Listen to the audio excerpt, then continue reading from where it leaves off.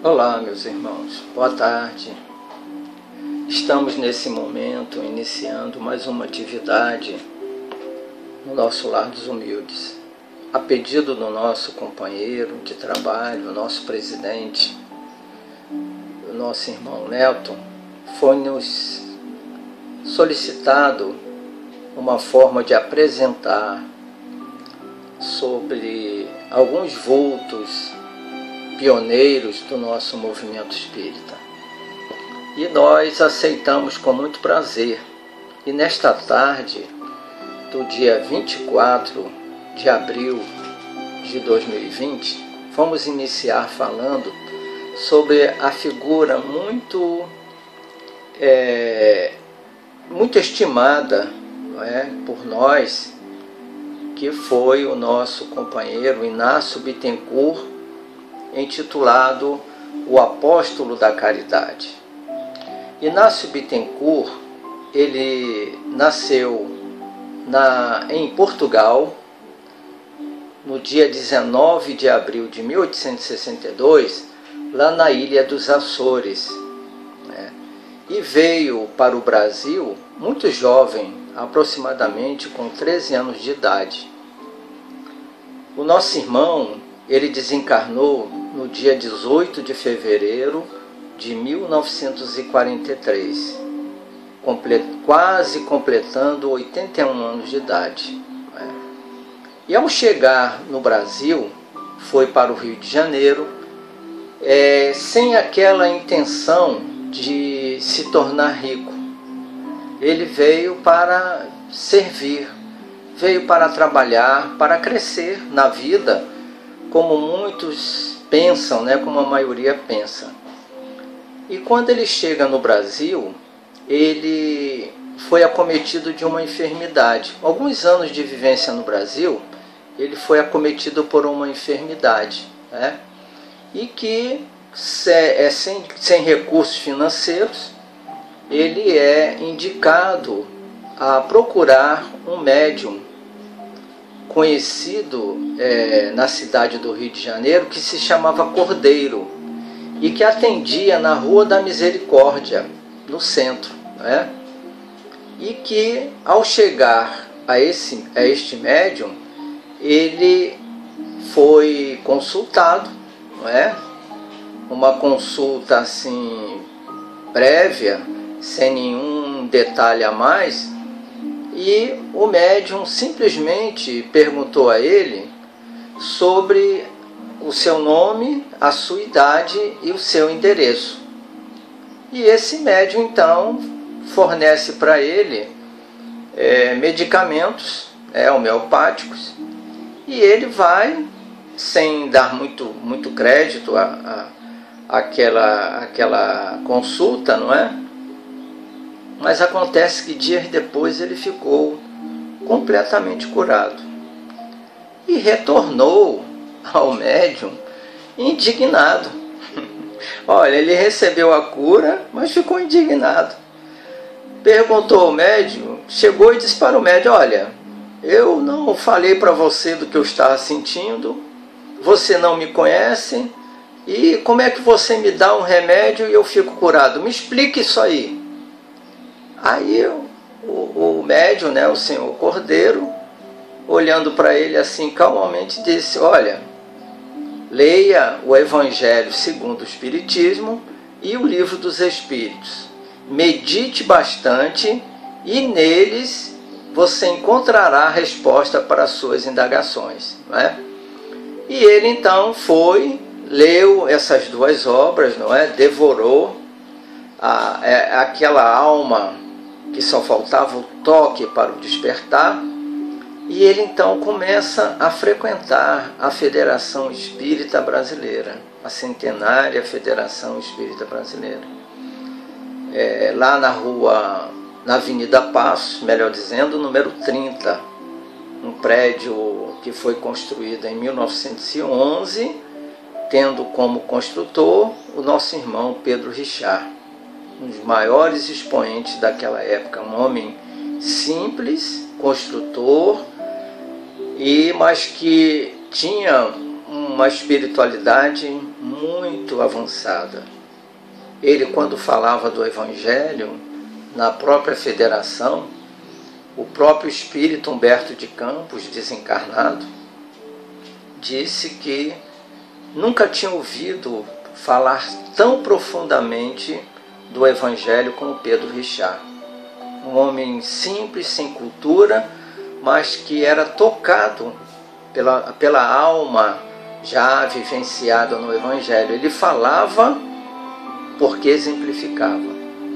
Então, ele começa a frequentar a Federação Espírita Brasileira um pouco antes da sua construção, né? Como eu falei, ela foi construída em 1911, e ele então participa no momento em que o Dr. Bezerra de Menezes estava na direção da Federação.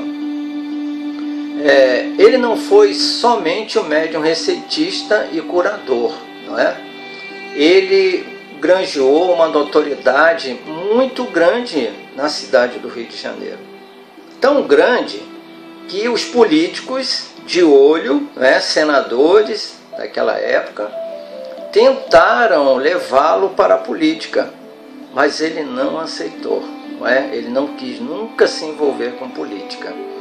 Para a gente ter uma ideia, meus irmãos, ele atendia, em média, diariamente, entre 500 e 600 pessoas, dando a elas o remédio que, na maioria dos casos, obtinham cura instantânea, né? Ele fundou, juntamente com Samuel Caldas e Viana de Carvalho, o Centro Espírita Caritas, né? Que durante até a sua desencarnação, em fevereiro de 1943, ele foi presidente do Centro Espírita Caritas. E fundou também a União Espírita Suburbana. Eu tive a oportunidade, quando final da década de 70, ou meados da década de 70, agora a memória me falha, eu participei de palestras em algumas casas espíritas da União Espírita Suburbana. Foram diversos centros espíritas que foram fundados por Inácio Bittencourt nos subúrbios do Rio de Janeiro. Então eu estive uma em Cascadura, tive uma também em Coelho Neto, né? Mas existiam muitas outras que foram fundadas por ele. E um fato assim significativo, que eu nunca tinha ouvido falar nada do Inácio Bittencourt. Inclusive participei de uma outra casa espírita que ele também participava no bairro do Meia. Uma vez fui fazer uma exposição lá e fiquei encantado com o meu mobiliário. As mesas, cadeiras, as estantes de livro, bem antigas, com aqueles móveis bem escuros, não é? Mas brilhantes, o verniz brilhante, vidros que pareciam cristais. Realmente uma casa assim que me deixou uma impressão. Até hoje eu guardo a recordação daquele ambiente, que ainda está lá no mesmo local, no Meia, no bairro do Meia.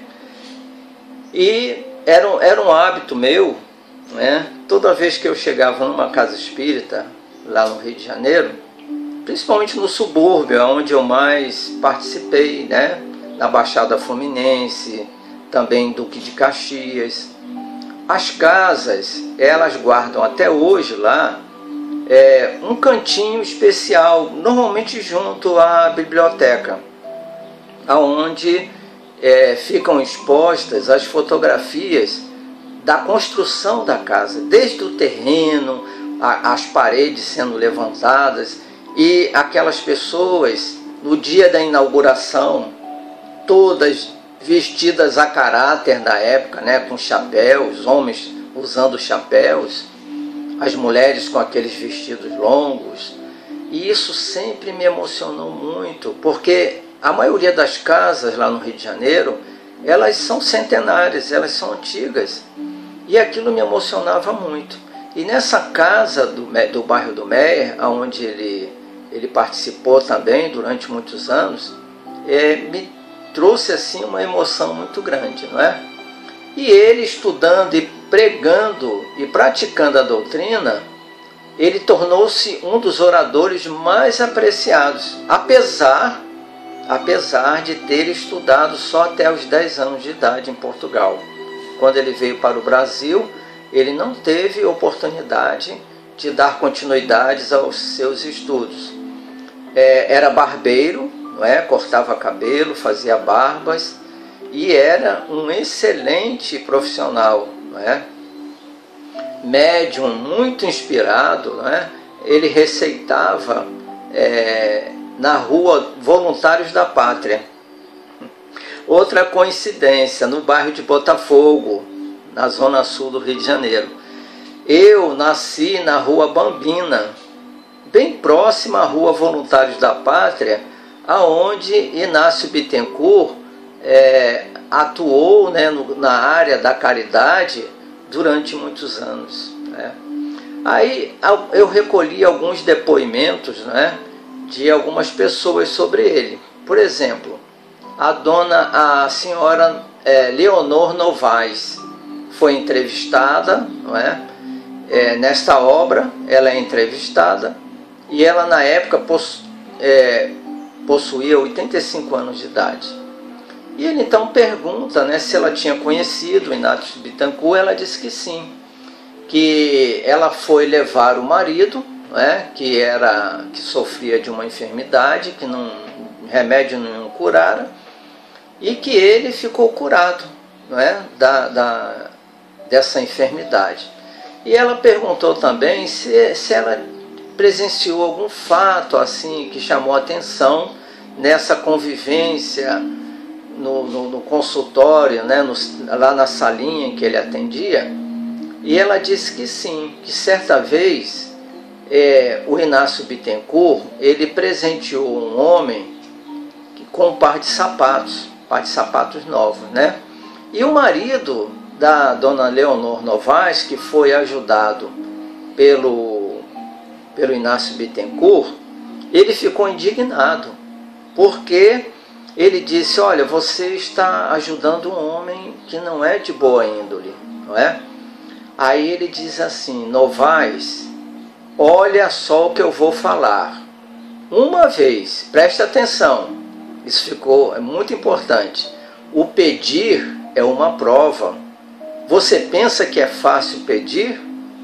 Ajudar sempre, não importa o que ele vai fazer com a ajuda recebida, né? Então é assim, o nosso irmão Inácio Bittencourt quando esteve entre nós.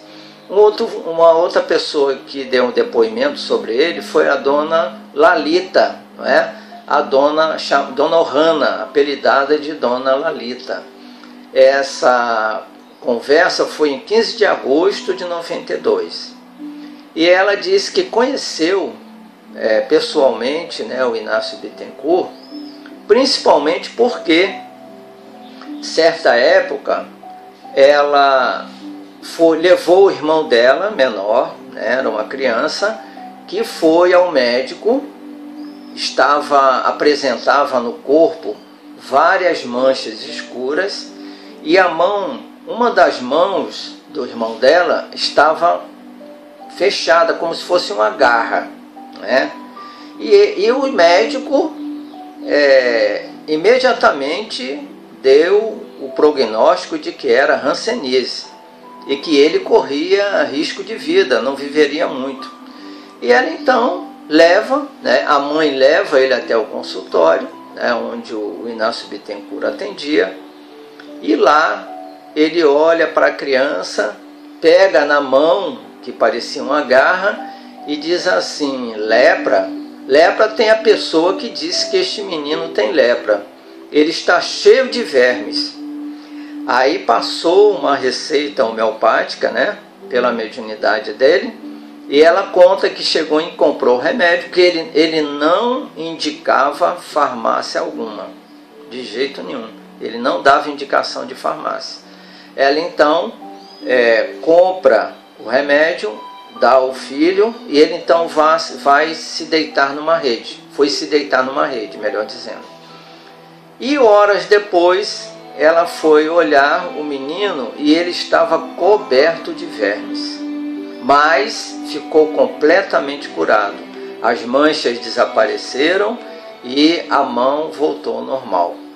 Aí eu lembrei daquele caso que ocorreu com o Dr. Bezerra também, e aí a gente tem que agradecer a Deus a mediunidade abençoada, né? Que a mediunidade é uma bênção.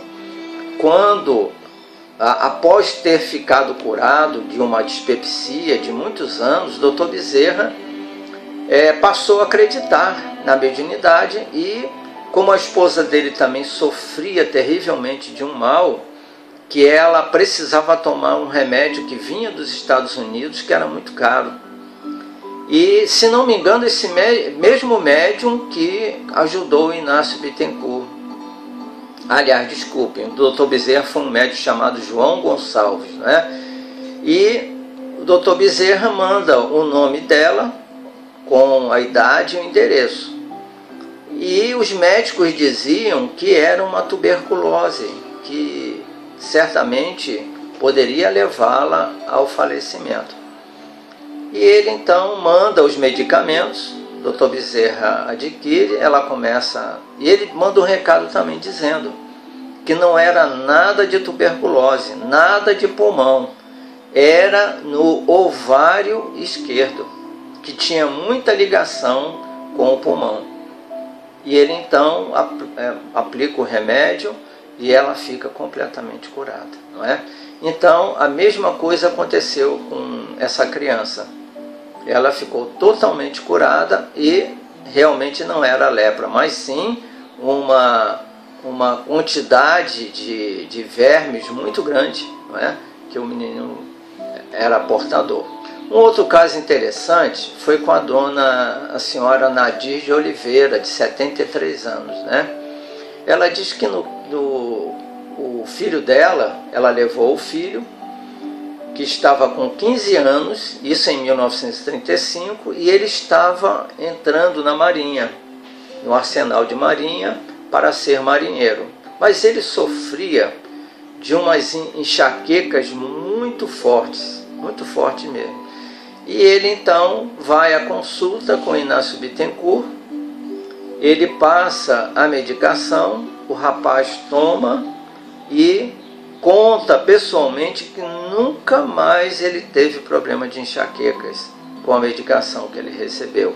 Inclusive ele corria risco, porque se ele tivesse outra crise, ele perderia a oportunidade de ingressar na Marinha. E ele ficou totalmente curado, não é? Inácio Bittencourt, meus irmãos, ele sofreu muita perseguição, como todo missionário do Cristo sofre, não é? A história dos missionários sempre foi marcada pela perseguição, né? Eurípides Barçanufo foi muito perseguido. No seu livro Eurípides, o Homem e a Missão, há um relato, né, pela nossa irmã Corina Novelino, que escreveu a obra e que era sobrinha, neta dele. Ela conta que certa vez ele estava no seu quarto, adormecido, durante a madrugada, e alguém bate a janela. E o Dr. Bezerra aparece e diz: não abra, é alguém que quer lhe fazer mal. E ele obedeceu. Da outra vez, ele foi atender uma pessoa altas horas da noite, e no regresso ele tinha que passar pela igreja matriz. E o Dr. Bezerra aparece e diz: olha, tem 2 homens ali lhe esperando de tocaia para lhe matar. Mas não se preocupe, eu estou com você, vamos. E eles passaram pelos 2 e eles não reconheceram ele, não é? Então os missionários, eles sempre foram muito perseguidos. E não foi diferente com Inácio Bittencourt. Ele foi processado, não é?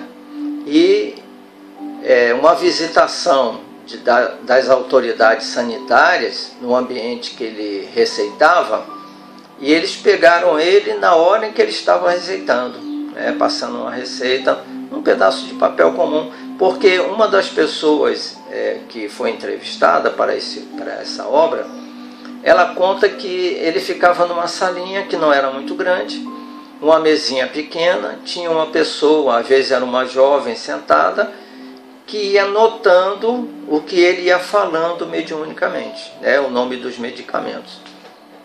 E eles então chegaram no momento em que ele estava atendendo uma pessoa e imediatamente lavraram uma multa de 1 conto de réis. 1 conto de réis naquela época era muito dinheiro.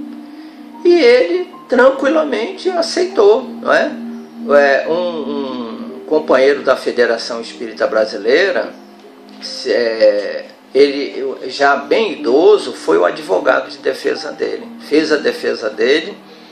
Ele foi condenado em primeira instância, o advogado recorreu ao Supremo Tribunal Federal e ele foi absolvido. Mas antes desse processo da absolvição, ele leu no jornal que uma determinada pessoa estava fazendo um levantamento para obter dinheiros para pagar a multa, não é? Que a intimação, né, em valor monetário de 1 conto de réis. Mas ele percebeu imediatamente que aquilo ali era uma armadilha. Porque se ele pagasse a multa, ele estaria reconhecendo que ele estava cometendo o que eles chamavam na época, né, uso ilegal da medicina, né? E ele então não quis aceitar, e logo em seguida, algum tempo depois, ele recebe a absolvição pelo Supremo Tribunal Federal, não é?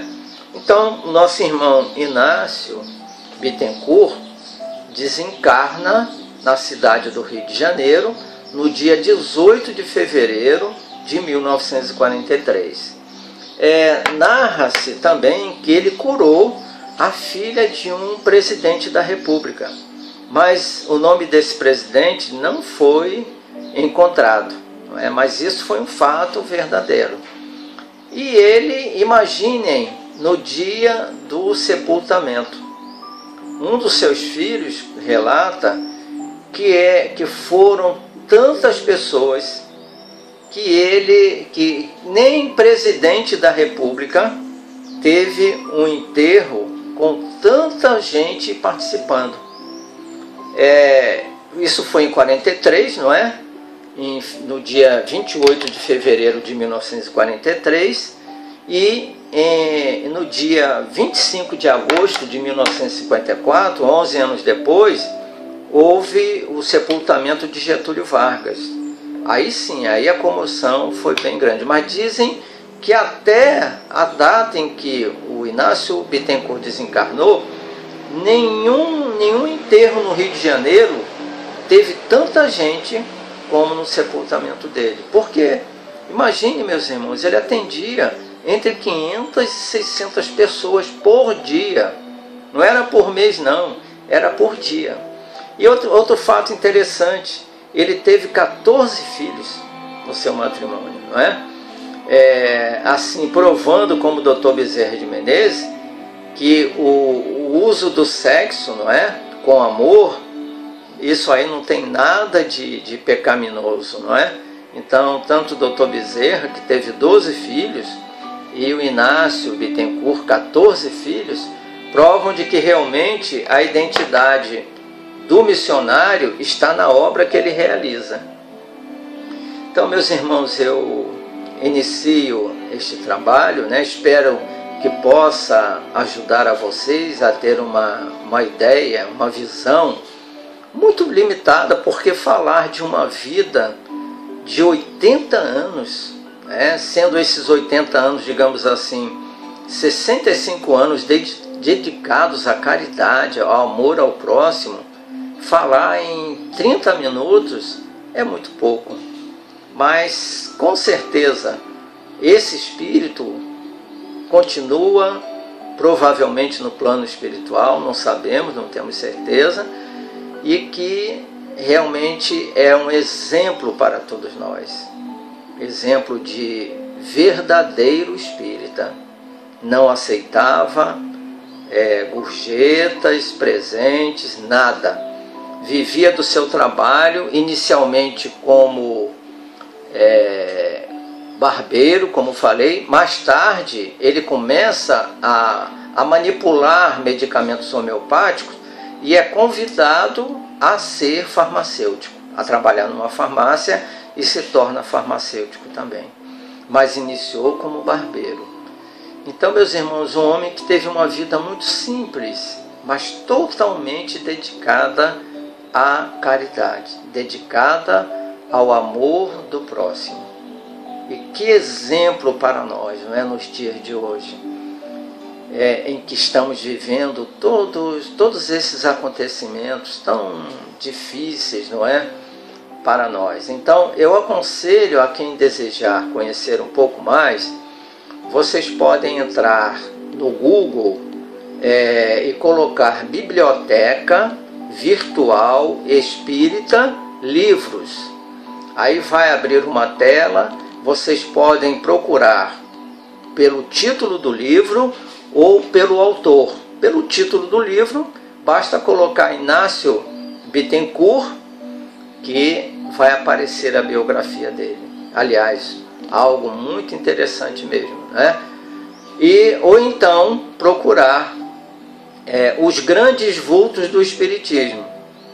Os grandes vultos do Espiritismo, nós vamos encontrar ali uma pleiade de irmãos, de espíritos que passaram por nós, foram os pioneiros, enfrentaram as lutas mais difíceis para ser espírita, para divulgar a nossa doutrina. Então, meus irmãos, nesse momento, nós queremos agradecer com uma prece, não é? Agradecer a Jesus, que nos dá a oportunidade de estarmos aqui divulgando esse vulto extraordinário da primeira hora. Um verdadeiro pioneiro, Senhor, que enfrentou muitas dificuldades, mas que provou que é maravilhoso ser espírita. Que a paz permaneça em nossos corações, hoje e sempre. Que assim seja.